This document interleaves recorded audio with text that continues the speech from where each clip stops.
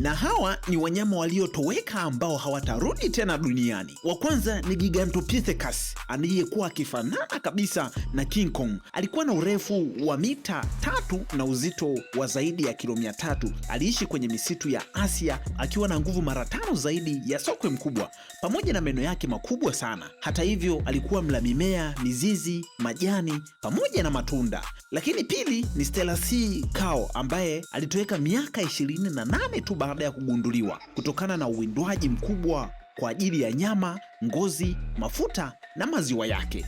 Umeshangaa pia eh? Lakini tatu ni Dunkleosteles, samaki wa kale mwenye urefu wa mita 6 hadi 9 na uzito wa hadi tani 4, taya yake zikiwa na mifupa mikali inayoweza kuvunja hata papa wakubwa aina ya Great White Shark. Aliishi miaka milioni 380 na kutoweka baada ya joto la bahari kubadilika na oksijeni kupungua kiasi cha kushindwa kuzaliana. Umeshangaa pia? Tuambie ni kiumbe gani ambaye alitoweka hatoweza kurudi tena duniani. Presenter Amos, chao.